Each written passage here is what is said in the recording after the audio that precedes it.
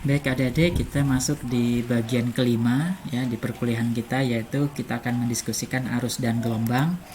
Kurang lebih ada 9 topik yang kita diskusikan dalam pertemuan ini, diawali dari konsep diagram Hughes-Storm untuk proses sedimentasi dan erosi.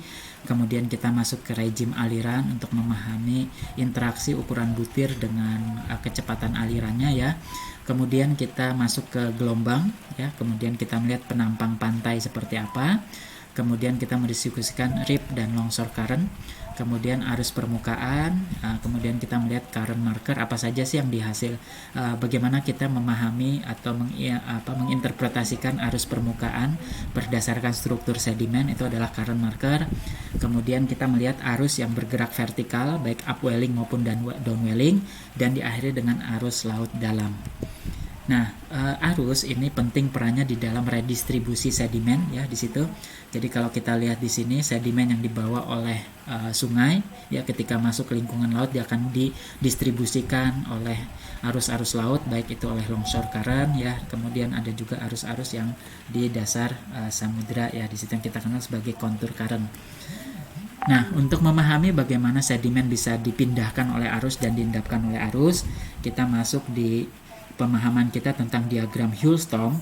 Di dalam diagram Hughes-Storm ini kita punya dua sumbu. Yang pertama adalah sumbu vertikal kecepatan dan sumbu horizontal ini ukuran butir. Sehingga kalau kita baca di sini ya, ada partikel ditransportasikan, kemudian partikel diendapkan, dan yang paling atas ini kecepatan paling tinggi adalah partikel dierosi. Tentu kita pahami erosi dulu, baru kemudian ditransportasi, baru kemudian diendapkan. Nah, jadi kalau melihat pola penumpukan seperti ini ya, jadi erosi paling atas, partikel di tengah, deposisi di bawah. Tentu sederhana saja, untuk mengerosi kita perlu energi paling tinggi, kemudian energi yang menengah untuk membawa dia, yang membawa partikel tersebut, kemudian energi yang rendah untuk mendeposisikannya. Nah, jadi kalau kita ambil saja pasir ya ukuran 1 mm, maka perlu kecepatan kurang lebih 30 cm per detik untuk bisa mengerosinya. Begitu dia sudah tererosi, kita hanya perlu kecepatan misalkan 15 sampai 20 cm per detik untuk membawa di dalam transportasi. Nah, tapi kalau kurang dari 10 cm per detik ya, maka pasir ukuran 1 mm tadi akan diendapkan ya, seperti itu. Nah, yang unik adalah di daerah Lempung ya. Lempung ini dia untuk mengerosinya perlu energi besar ya. Jadi kecepatannya 100 cm per detik, hampir sama kalau kita mengerosi kerikil. Ya, kerikil sama lempung kan beda ukuran, tapi kecepatan erosi itu juga sama besarnya. Kenapa? Kalau kerikil ini karena dia berat, kalau dia lempung karena kohesivitas ya. Jadi lempung struktur kristal lembaran ini membuat dia saling lengket satu sama lain, sehingga untuk mengungkit kristal-kristal lempung ini ya yang lengket ini membutuhkan energi besar. Tapi begitu dia sudah bisa dierosi, maka bahkan ketika kecepatan sangat lemah pun 0,1 cm per detik pun dia belum bisa diendapkan ya. Terus cara mengendapkannya gimana? Nah, tadi kita mengenal vessel pellet ya. Di situ itu mempercepat pengendapan. Nah, ukuran butir ya, ketika dia berinteraksi dengan sedimen yang membawa dia dan kecepatan arus yang mengendapkan dia, maka kita mengenal sebagai rejim aliran. Rejim aliran ini adalah jenis struktur sedimen atau respon arus ya terhadap ukuran butir. Jadi kalau kita baca ya di sini, arus paling rendah itu ya, itu dia akan menghasilkan ripple, struktur ripple. Kalau energinya ditambah ya, dia kemudian menghasilkan gumuk gitu ya, dunes ya. Nah, kemudian dia menghasilkan laminasi, dan terakhir dia paling tinggi kecepatannya kita sebut sebagai anti-dunes. Nah, sehingga berdasarkan kecepatan ini dan ukuran butir, kita membagi rejim aliran menjadi dua ya, rejim aliran bawah, lower regime, dan rejim aliran atas ya, upper regime di situ. Nah, bagaimana cara membaca ya? Ukuran butir ini menentukan ya. Jadi pada kecepatan yang rendah, kalau ukuran butirnya halus ya, dia akan membentuk ripple. Tapi kalau ukuran butirnya kasar, dia akan membentuk plain batch, laminasi. ya. Nah, kalau ukuran butir halus ya, ripple tadi dimulai dengan ripple yang simetrik, asimetrik, lunette, kemudian ripple-nya semakin lama semakin berbentuk linguid atau seperti bulan sabit ya di situ.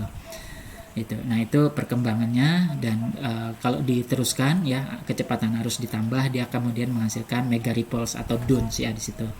Nah, kalau diteruskan lagi ya, maka dia akan menjadi laminasi kembali.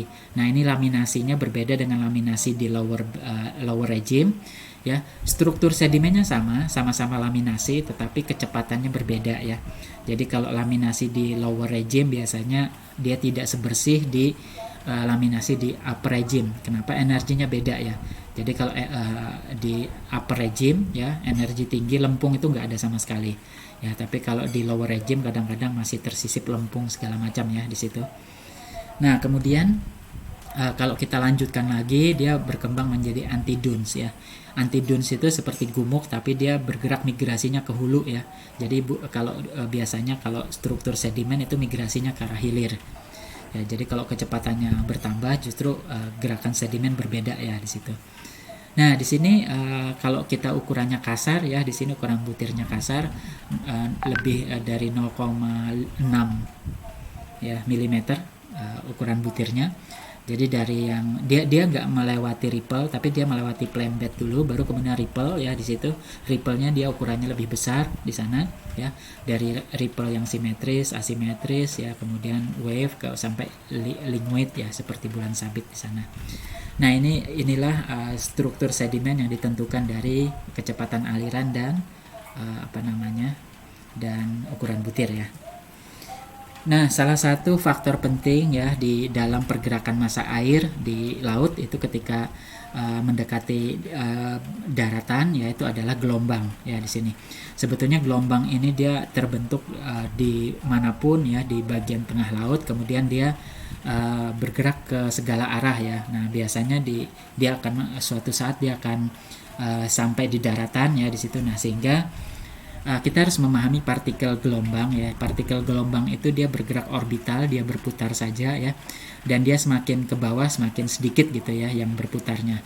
Nah, ini kita sebut sebagai tinggi gelombang ya, itu dimana kedalamannya itu ini kedalaman gelombang ya, bukan tinggi gelombang di permukaan dari puncak sampai lembah itu tinggi. Nah, kedalaman gelombang itu setengah dari panjang gelombang. Panjang gelombang ini kita hitung dari satu puncak ke puncak berikutnya. Artinya apa?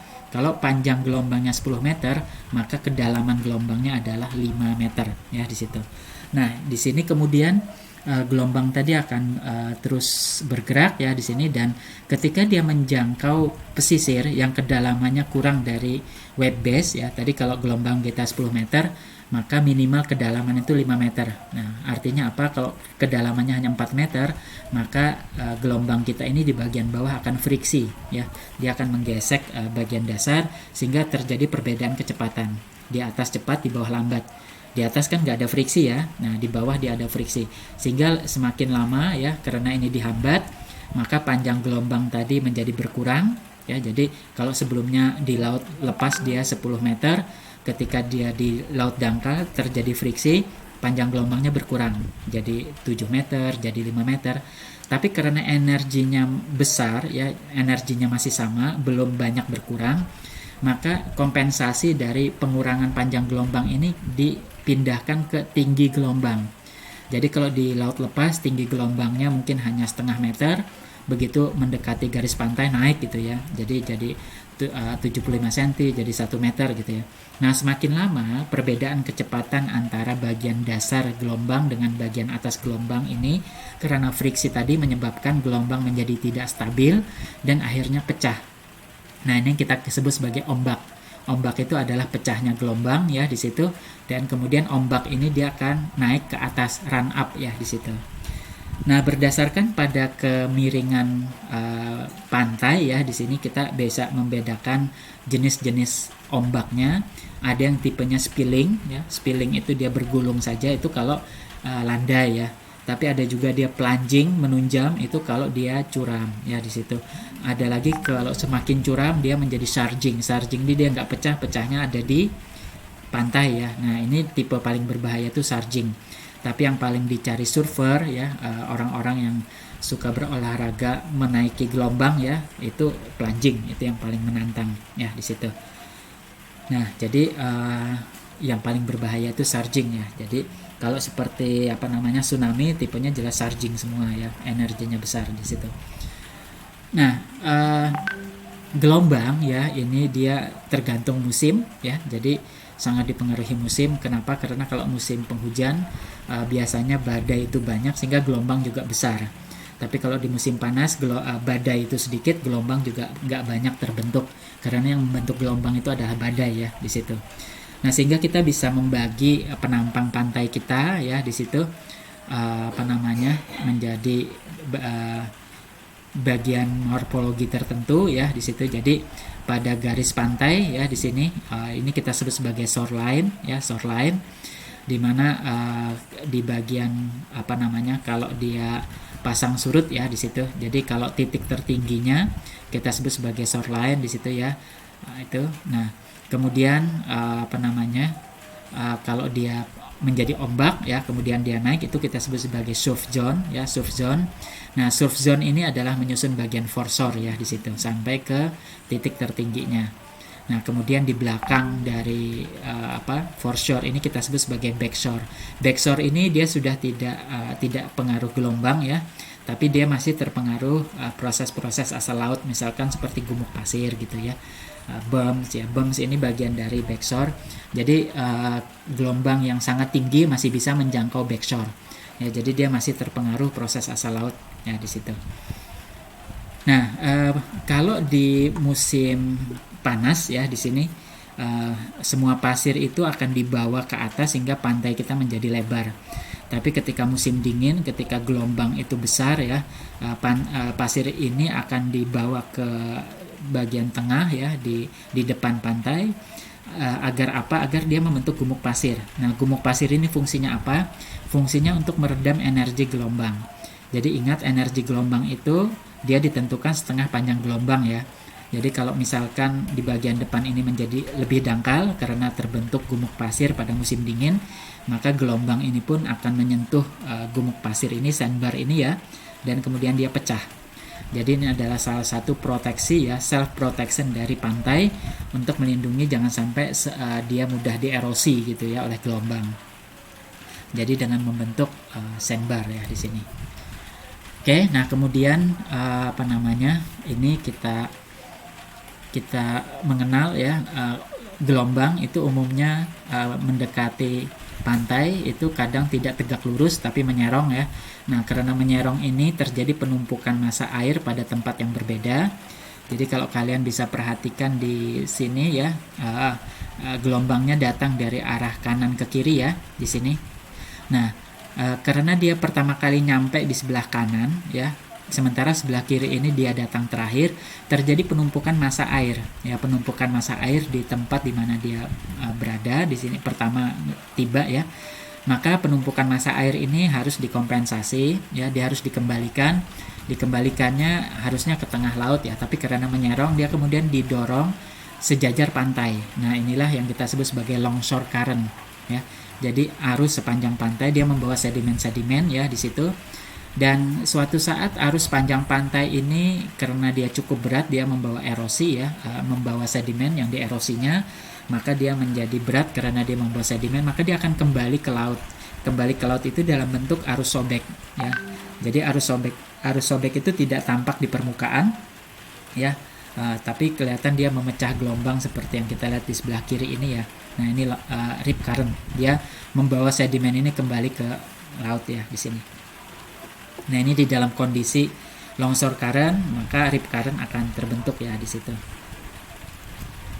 Nah, kita masuk ke arus permukaan. Nah, arus permukaan ini harus kita bayangkan seperti sebuah bola isinya air semua, kemudian kita putar.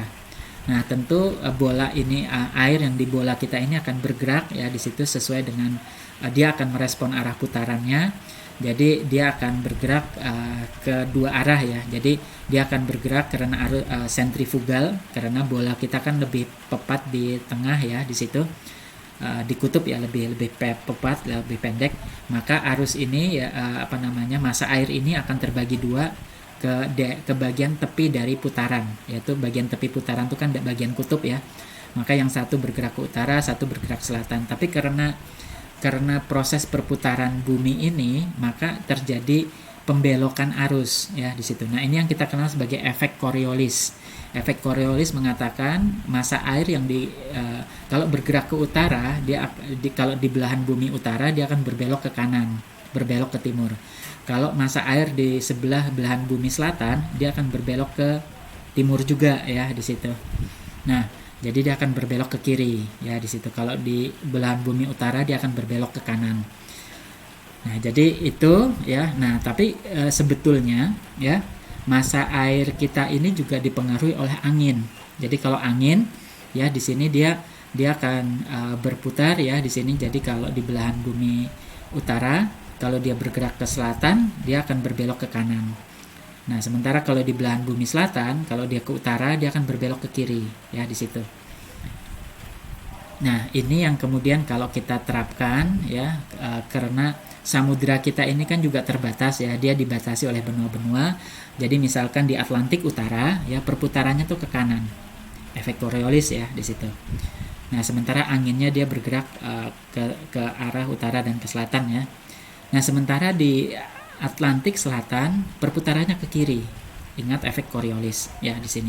Nah, jadi kita punya sel-sel yang diakibatkan oleh efek Coriolis, sel-sel yang berputar di dalam suatu samudra.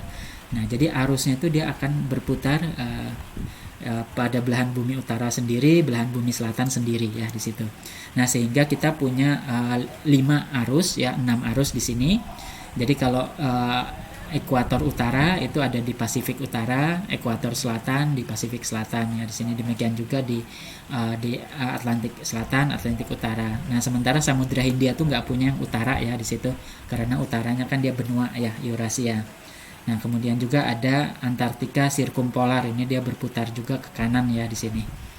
Nah, jadi inilah arus-arus yang kemudian mendistribusikan massa air kita, membawa sedimen, membawa nutrisi bagi penghuni air laut kita ya, penghuni laut kita. Nah, ini jadi nama-nama arusnya ya. Jadi yang di pas selatan ya, Selatan Pasifik, South Pacific Ocean ya, sementara di Atlantik, South Atlantic Ocean ya, current. Nah, kalau India sub Indian Ocean ya, current di sini. Nah, di sini nama-nama arusnya silahkan dipelajari, tetapi pahami pola pergerakannya. Kalau di belahan bumi selatan dia ke kiri ya. Nah, di Hindia ke kiri, Pasifik ke kiri, Atlantik ke kiri. Nah, di belahan bumi utara ya, ini ada 2 sel terbentuk ya. Di bagian selatan dekat dengan ekuator, di sini dia bergerak ke kanan. Ya, di sini. Nah, tapi di utara dia bergerak ke kiri. Nah, gini ya. Itu. Jadi massa air di sini akan terbelah, satu ke selatan, satu ke utara. Demikian dia berputar. Nah, proses yang sama terjadi di Atlantik ya, di Atlantik Utara ya. Dia juga terbelah. Di sini ada di bagian selatan, ada di bagian utaranya ya di sini. Jadi yang satu bergerak ke kanan, yang satu bergerak ke kiri ya. Kenapa demikian? Karena arah arusnya. Kalau di sini dia bergerak ke utara sehingga dia dibelokkan ke kanan, sementara bagian utara kan mau nggak mau bergeraknya ke selatan ya, sehingga dia akan bergerak ke kiri ya, begitu. Oke, itu mudah-mudahan bisa dipahami. Sedikit membingungkan tapi intinya sederhana. Kalau bergerak ke utara belok ke kanan ya, kalau bergerak ke selatan belok ke kiri ya. Nah, gitu aja ya di situ. Nah, akibat arus-arus yang berputar ini tadi, akibat efek Coriolis, kita punya gire. Gire ini adalah penumpukan massa air di bagian tengah perputaran sirkulasi tadi, dan ini kemudian dia membentuk arus yang yang kita sebut sebagai geostropik.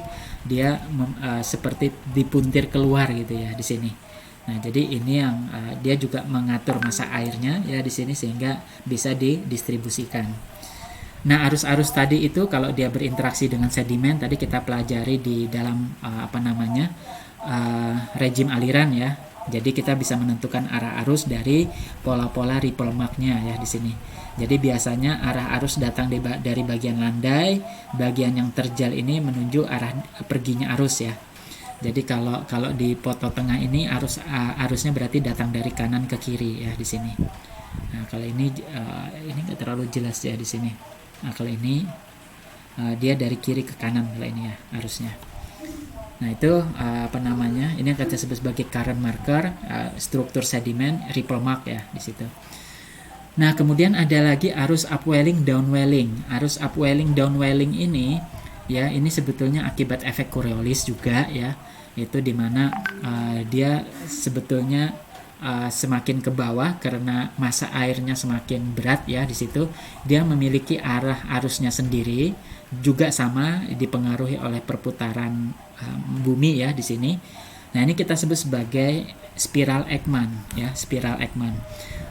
Ini artinya kalau misalkan arusnya ke, misalkan anginnya ke utara ya di sini, ini kalau di selatan ya, anginnya anginnya ke selatan ya di sini, kemudian arus itu bergerak ke arah tenggara, maka kemudian spiral Ekman-nya ya di kedalaman sana arusnya malah bergerak ke arah timur ya, jadi dia semakin berputar seperti tangga spiral gitu ya di situ. Nah, itu sehingga ini kalau kita aplikasikan ya, karena ingat air laut kita ini dibatasi benua ya di situ. Jadi kalau dia bertemu dengan benua, misalkan di sini ya, arah arusnya ke utara ya di sini. Jadi anginnya ke utara, arah arusnya itu pasti ke kiri gitu ya. Arah arusnya ke kiri. Ini pada belahan bumi selatan ya, Southern Hemisphere di situ. Nah, maka akan terjadi upwelling. Mengapa? Karena massa air yang di pantai ini didorong ke tengah laut. Akibatnya massa air ini kan yang di pantai harus digantikan. Siapa yang menggantikan? Dari bawah. Nah, maka jadilah upwelling ya di situ. Nah, sementara kalau di belahan kalau di pantai, pantai yang sisi yang sebaliknya ya di sini itu ini masih di belahan benua selatan ya, di belahan bumi selatan. Angin ke arah utara, maka otomatis karena ini dia efek Coriolisnya itu menunjukkan dia harus bergerak ke arah pantai ya di situ, maka terjadi penumpukan massa air di pantai.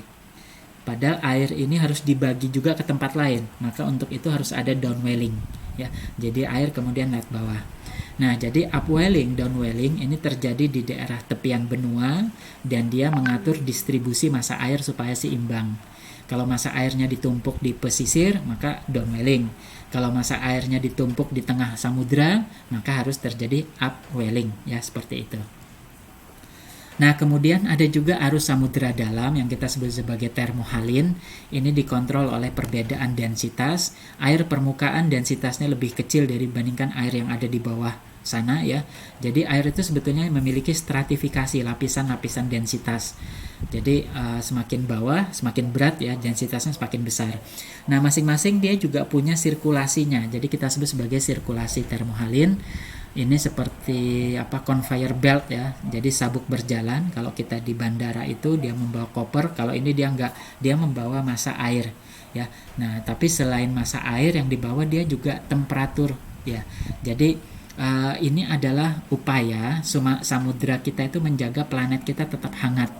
Dengan cara apa? Massa air yang ada di Khatulistiwa itu dibawa ke bagian utara dan bagian selatan. Ya, sehingga bagian utara, bagian selatan juga ikut merasakan hangatnya temperatur di daerah ekuator ya di situ. Nah, kita lihat yang merah ini arus permukaan ya. Jadi dia dari daerah tropis bergerak ke utara ya. Kemudian ketika sampai utara ya, dia sudah dingin, otomatis dia jadi berat kan. Maka ini harus dikembalikan lagi dengan arus di bagian bawah yang berwarna biru ya. Nah, demikian dia berputar terus ya. Jadi yang hangat akan dibawa ke tempat yang dingin, dia arus air laut menjadi dingin, kemudian turun ke bawah, diputar lagi begitu ya. Ini menjadi satu siklus yang menjaga planet kita untuk tetap hangat. Ya di situ. Nah, ini bagaimana kita melihat siklus-siklus termohalin tadi ya. Jadi ada yang hangat, ada yang dingin, itu saling berputar seperti ini. Ini misalkan daerah Antartika, ya kutub selatan, ini kutub utara. Ya di sini. Jadi air hangat tadi itu dibawa ya di sini dari Khatulistiwa, dari ekuator ke utara, ke selatan. Maka yang dingin ini kemudian akan turun ke bawah. Nah, gitu ya di sini. Nah, ternyata ya air di Antartika itu jauh lebih berat dibandingkan air dari kutub utara. Maka ketika mereka bertemu ya, air dari Antartika akan turun ke bawah juga gitu ya. Kita menyebutnya sebagai ABW ya, Antarctic Bottom Water. Sementara kalau yang dari Atlantik Utara yaitu kita sebut sebagai NADW, North Atlantic Deep Water ya di situ. Nah, inilah bagaimana sirkulasi air di bawah sana ya, secara vertikal dia juga berputar akibat perbedaan densitas ya di situ.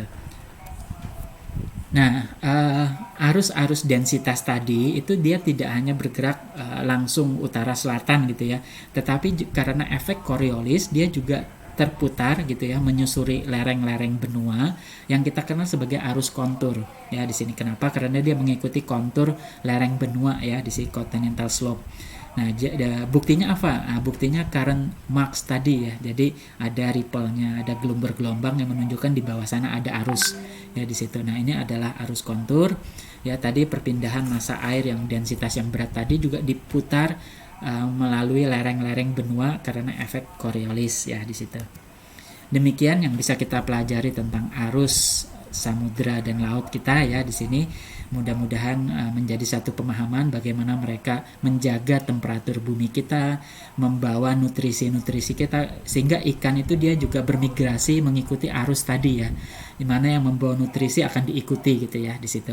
Selain itu dia juga membawa sedimen kita ya. Demikian, terima kasih ya.